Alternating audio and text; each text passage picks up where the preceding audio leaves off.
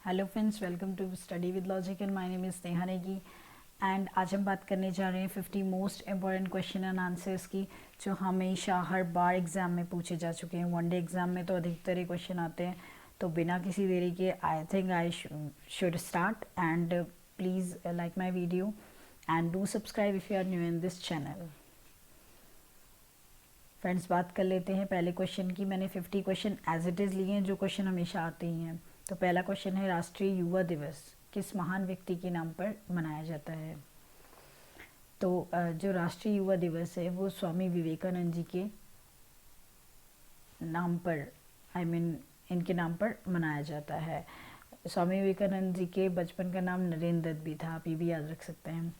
इसके बाद हम नेक्स्ट क्वेश्चन की बात करते हैं। संतोष ट्रॉफी किस खेल से संबंधित है? तो संतोष ट्रॉफी फुटबॉल से संबंधित। ठीक है, आपके पास 4 ऑप्शन है, तो आप फुटबॉल पे टिक करेंगे क्योंकि और ये फ्रेंड्स कुछ ऐसे क्वेश्चन है जो कि आपको बाय हार्ट लर्न होने चाहिए।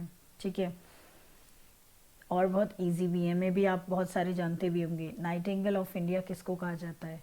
तो फ्रेंड्स देखिए, सरोजनी नायडू थी, वो नाइटिंगेल ऑफ इंडिया कही जाती थी, क्योंकि सरोजनी नायडू को आपको पता ही होगा हिंदी में स्वर कोकिला भी कहते थे, क्योंकि वो बहुत ही ज़्यादा, उनकी लेखनी बहुत अच्छी थी। ऑल्दो उनके पेरेंट्स जो है, मतलब उनके पापा जो है साइंटिस्ट थे, तो वो चाहते थे, और ये भी बहुत अच्छी थी पढ़ने में, तो वो चाहते थे कि ये कुछ अच्छा करें, और मैथमेटिक्स में वो काफ़ी अच्छी थी, तो चाहते थे वो भी कुछ ऐसा ही कुछ बने या साइंटिस्ट टाइप बने। लेकिन इनको जो है बहुत ज़्यादा पोइट्री पसंद थी, तो इसीलिए इन्होंने जो है यही रास्ता चुना। और इनका कोई इंग्लिश में एक फेमस नोवेल भी है शायद, जो बहुत ही ज़्यादा फेमस हुआ था। उसके बाद क्योंकि ये हैदराबाद की थी, तो वहाँ के निज़ाम ने इनको स्कॉलरशिप दी थी कि आप जाइए, पढ़िए, और आप बनाइए कविता, आप कविताएं लिखें। तो ये कहीं फिर गांधी जी से भी मिली, और फिर उनके विचारों से प्रेरित होकर फिर इन्होंने जो है देशभक्ति वाली कविताएं भी लिखनी शुरू करी, जहाँ पर क्या हुआ, इन्होंने बहुत लोगों को देशभक्ति से जोड़ा, या फिर राष्ट्र प्रेम से जोड़ा। क्योंकि आपने देखा ही होगा कि कई लोग ऐसे भी होते हैं जो अपने आप को राष्ट्रीयता से तो जोड़े रखते ही हैं, लेकिन दूसरों को भी प्रभावित करते हैं। तो महात्मा गांधी उनमें से भी एक कैरेक्टर थे, जिन्होंने बहुतों को क्या किया, अपने अंदर अपने आप से प्रभावित किया। जैसे अभी मैं चौथा क्वेश्चन जो है हमारा, सीमांत गांधी की बात करूं। सीमांत गांधी के नाम से किसे जाना जाता है? क्वेश्चन है, आंसर है खान अब्दुल गफ्फार खान, क्योंकि ये भी गांधी जी के विचारों से बहुत प्रेरित थे। जब इन्हें पता लगा कि गांधी जी के आंदोलन चल रहे हैं, गांधी जी चाहते हैं सत्य अहिंसा के मार्ग पर चलना, तो इन्हें बहुत ही अच्छा लगा वो कॉन्सेप्ट, और ये भी चाहते थे कि इसी तरीके से हम अपने मतलब अपनी टेरिटरीज़ को लें और अपना अधिकार जमाएं और अंग्रेज़ों को हटाएं, पर हमारी नीति जो है वो सत्य की हो, अहिंसा की हो, है ना, परोपकार की हो। नेक्स्ट क्वेश्चन है, किस विटामिन की कमी से खून का बहना नहीं रुकता? तो फ्रेंड्स, अगर आप पे विटामिन के की कमी हो जाती है, तो आपके ब्लड में जो है क्लॉटिंग नहीं होगी। जैसे कि अगर मेरा हाथ कट जाता है, और आपको पता है थोड़ी देर बाद क्या हो जाता है, खून का थक्का जम जाता है, तो थक्के को ही हम क्लॉटिंग कहते हैं। तो खून का बहना नहीं रुकेगा अगर आपके पास विटामिन के की कमी है।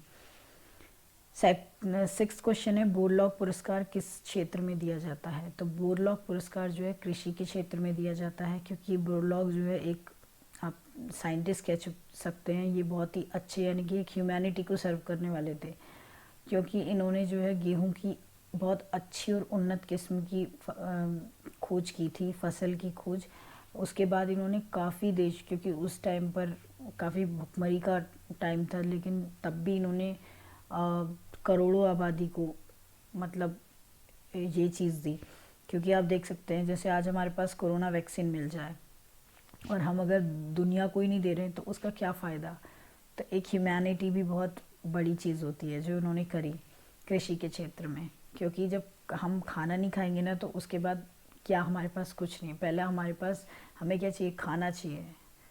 तो उस चीज़ को उन्होंने ओवरकम किया। नेक्स्ट मैं बात करती हूँ द वाइट टाइगर की। बहुत ही अच्छी बुक है, पहले तो मैं बताऊँ नॉवल।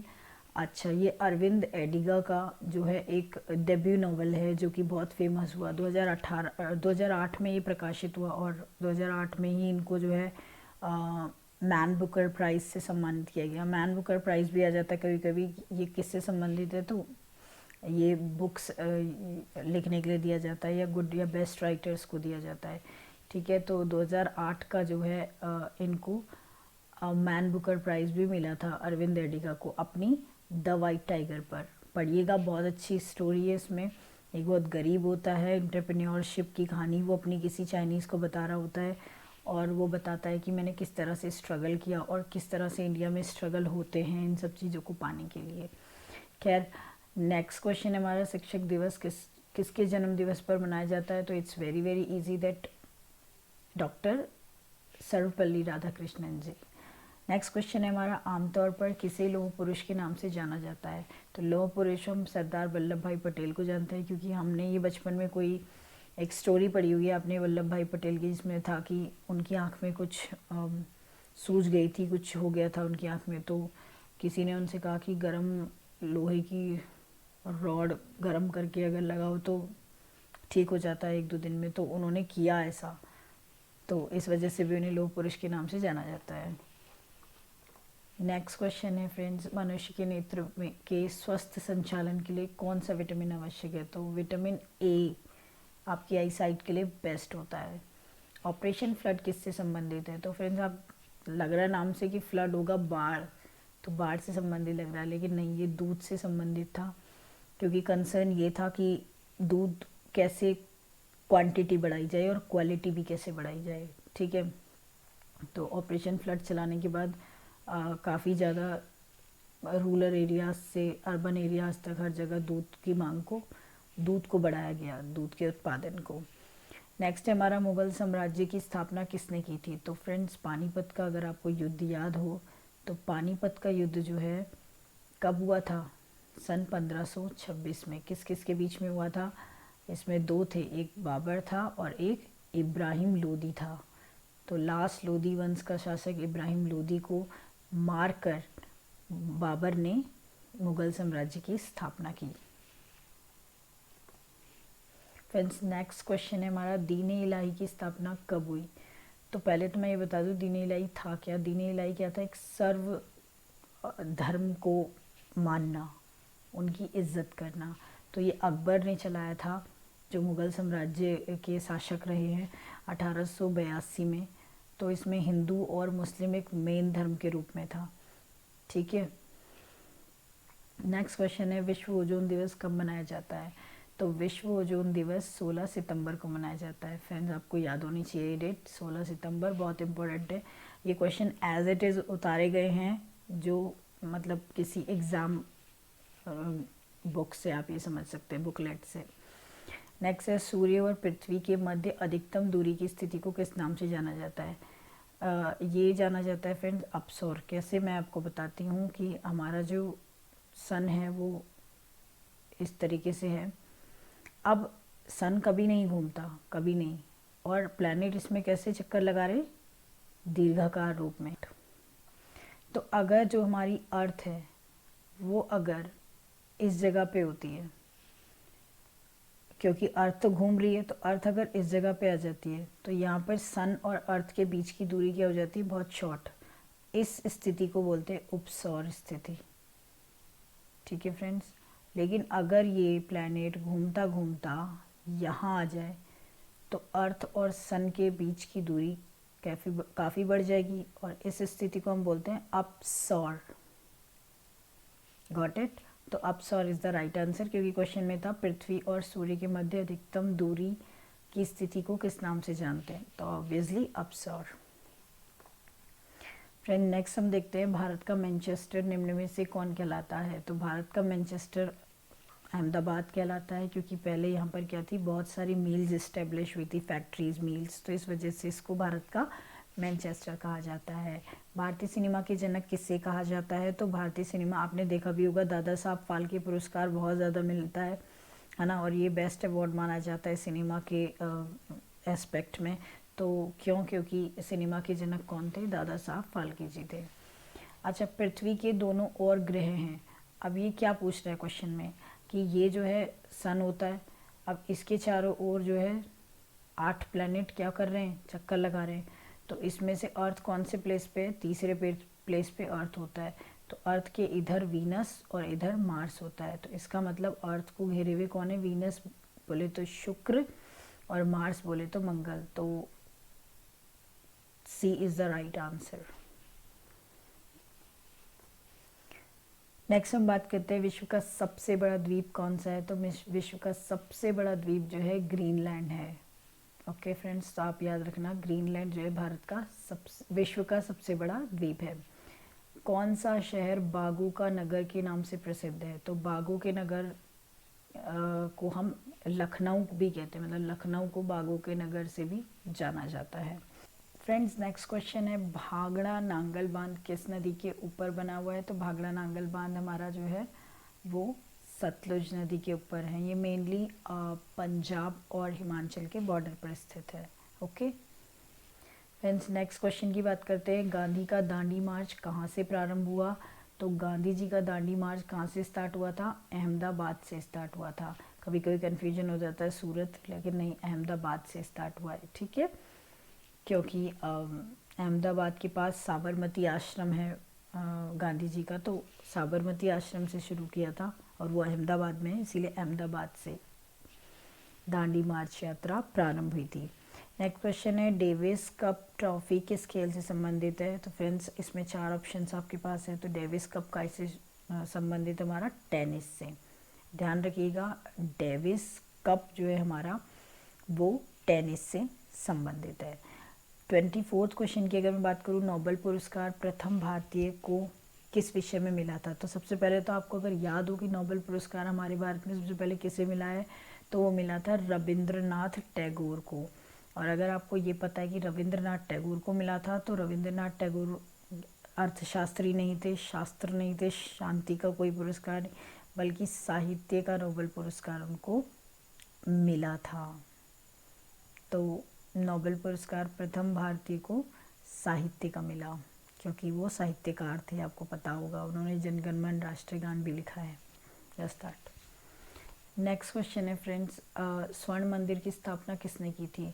तो स्वर्ण मंदिर की स्थापना जो गुरु अर्जुन देव जी थे, यानी कि सिखों के 5वें गुरु, तो उन्होंने जो है इस विचार को सोचा था कि एक मंदिर होना चाहिए, तो उसके बाद ये स्वर्ण मंदिर की स्थापना हुई थी। ईसीजी का प्रयोग किसकी गतिविधि दर्ज करने के लिए किया जाता है। तो ईसीजी का प्रयोग हृदय की, हार्ट की गतिविधि दर्ज करने के लिए किया जाता है। ठीक है, ध्वनि का वेग किस में अधिक होता है। तो ध्वनि का वेग मैं आपको बता दूं कि सॉलिड चीज़ों में ज़्यादा होता है। अब वो क्यों होता है, क्योंकि अगर आपको ध्वनि का सिस्टम पता हो कि वो कैसे एक जगह से दूसरी जगह आती है, जैसे मैंने यहाँ से बोला, और कोई चीज़ यहाँ पे क्या होते हैं, एयर में पार्टिकल्स होते हैं कुछ, तो ये जो है ऑसिलेट करते हैं जब एक जगह से दूसरी जगह बात पहुंचानी हो। और अगर जितना सॉलिड मटेरियल होगा उतने जो है इसमें एलिमेंट्स या फिर पार्टिकल ज़्यादा होंगे, तो उतने ज़्यादा जल्दी ऑसिलेट करेगा। तो वेग किस में ज़्यादा अधिक होगा, वेग लोहे में। करेक्ट है, क्योंकि सबसे ज़्यादा घना यही होगा, डेंस है ना, इसलिए। नेक्स्ट क्वेश्चन की बात करते हैं, अंतर्राष्ट्रीय पर्वत दिवस कब मनाया जाता है। तो ये 11 दिसंबर को मनाया जाता है। तो आप याद रखिएगा 11 दिसंबर को अंतर्राष्ट्रीय पर्वत दिवस मनाया जाता है। नेक्स्ट क्वेश्चन है, संयुक्त राज्य अमेरिका का राष्ट्रीय खेल है। संयुक्त राष्ट्र अमेरिका का राष्ट्रीय खेल बेसबॉल है। फ्रेंड्स इसको एज इट इज़ याद कर लीजिएगा, एग्ज़ाम में जाने से पहले आपको बहुत ज़्यादा हेल्प मिलेगी। और कभी कभी ऐसा होता है कि मैंने तो ये 50 क्वेश्चन करवाए, लेकिन कभी कभी ऑड वन आउट करने को भी आ जाता है, उससे भी आपको क्या मिलता है, अगर आप ये इस तरह के क्वेश्चन आप याद कर लेते हैं तो इससे आपको ऑड वन आउट करने में भी मदद मिलती है, यानी कि 50 के आपके ज़्यादा क्वेश्चन तैयार हो रहे हैं, not only 50 but double U can say. ठीक है, अंतर्राष्ट्रीय न्यायालय का स्थायी मुख्यालय कहाँ है। तो अंतर्राष्ट्रीय न्यायालय का स्थायी मुख्यालय दी हेग में है। ओके, और द हेग है कहाँ पर, ये है नीदरलैंड में। नेक्स्ट क्वेश्चन की बात करती हूँ, उस्ताद विलायत अली खान किस वाद्य यंत्र से जुड़े हैं? तो उस्ताद विलायत अली खान जो है सितार से जुड़े हैं, ठीक है। और सरोद, तबला, वीणा, इन सब का आप याद करें तो आपके लिए ज़्यादा बेटर होगा, ठीक है। हमारे राष्ट्रीय कैलेंडर का प्रथम माह कौन सा होता है? तो हमारे राष्ट्रीय कैलेंडर का प्रथम माह, क्योंकि ये राष्ट्रीय कैलेंडर किसका पूछा है? भारतीयों का जो राष्ट्रीय कैलेंडर आप ये समझ लीजिए, और इसका प्रथम माह होता है चैत्र, ठीक है। ये मार्च से स्टार्ट होता है, not 1 March but I think 22 मार्च से ये स्टार्ट होता है, ठीक है फ्रेंड्स। नेक्स्ट क्वेश्चन है, खिलाड़ियों हेतु भारत में सर्वोच्च खेल पुरस्कार कौन सा है? तो भारत में सर्वोच्च खेल पुरस्कार खिलाड़ियों के लिए कौन सा है? राजीव गांधी खेल रत्न पुरस्कार। क्लियर है। नेक्स्ट क्वेश्चन की मैं बात करूँ, जलियांवाला बाग में गोली मारने का आदेश किसने दिया था? तो आपको पता होगा कि जनरल डायर वहाँ पर था उस समय पर, जनरल डायर ने ही दिया होगा। राज्यसभा में भारत का राष्ट्रपति कितने सदस्य मनोनीत कर सकता है? तो आप ये याद रखिएगा कि लोकसभा में पूछ सकता है, राज्यसभा में 12 सदस्यों को, जबकि लोकसभा में 2 सदस्यों को ही मनोनीत कर सकता है, ठीक है। भारत में निम्न में से कौन सी जनजाति सर्वाधिक संख्या में पाई जाती है? तो भील जो है सबसे पुरानी जनजाति है हमारे भारत की, तो यही हमारी देश में इस समय सबसे ज़्यादा है। लगभग आप 18,000 के आसपास समझ सकते हैं, 18,000 के आसपास था अगर सेंसेक्स में। तो भारत के राष्ट्रीय ध्वज में सफ़ेद पट्टी किसके द्वारा जोड़ी गई थी? तो भारत के राष्ट्रीय ध्वज में सफ़ेद पट्टी जो है महात्मा गांधी जी ने जोड़ी थी, क्योंकि हुआ ये था कि जब हमारा भारत आज़ाद हो गया था तो ग्रीन कलर और सैफरन कलर का था। तो ग्रीन कलर हमारा मुस्लिम्स को रिप्रेजेंट कर रहा था और सैफरन कलर हिंदुओं को रिप्रेजेंट कर रहा था।